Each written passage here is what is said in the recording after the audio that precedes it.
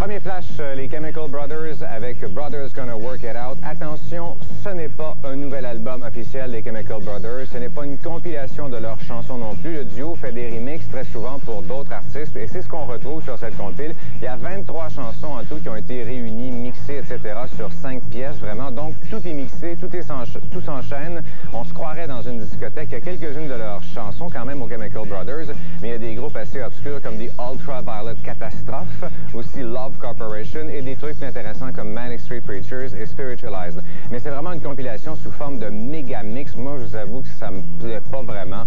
Faut aimer le genre ou avoir pris, je ne sais pas trop quoi.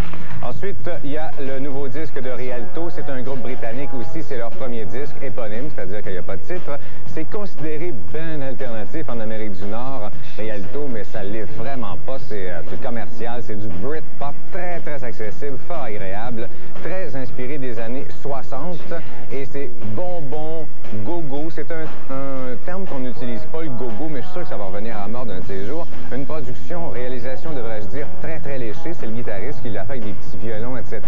Ça fait très Beatles aussi. Les Beatles, leur influence demeure toujours aussi présente 30 ans plus tard. Ça fait même peut-être gênant. Il y a des chansons, la petite trompette à la Strawberry Fields Forever.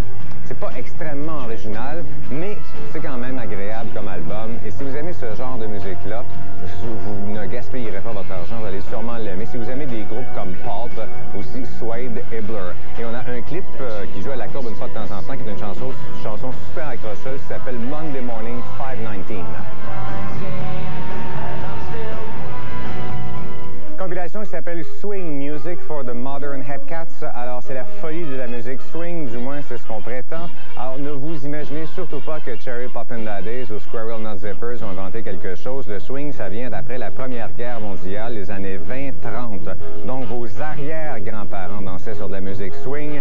Et là-dessus, ce sont des vrais comme Benny Goodman, Duke Ellington, Glenn Miller, Louis Armstrong. En tout, il y a 14 chansons. Ça, c'est le swing original. Et en terminant, c'est le nouvel album de Goo Goo Dolls, Dizzy Up the Girl. C'est déjà leur 6e album, groupe de Buffalo, dans l'État de New York.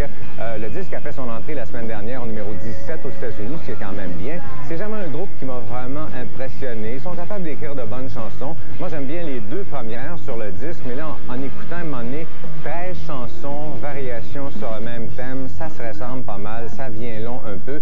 Dire que c'est un groupe qui a déjà fait de la musique punk, on est très loin de là. Imaginez-vous que c'est un genre de mélange de Bryan Adams, Soul Asylum, Rod Stewart et Replacements. Comme on dit, c'est pas pourri comme disque quand même, mais comme on dit en québécois, c'est un peu dol. C'est un peu trop calculé, pas assez date, ennuyant. Bref, ça n'a pas l'air très bon, hein? Extrait.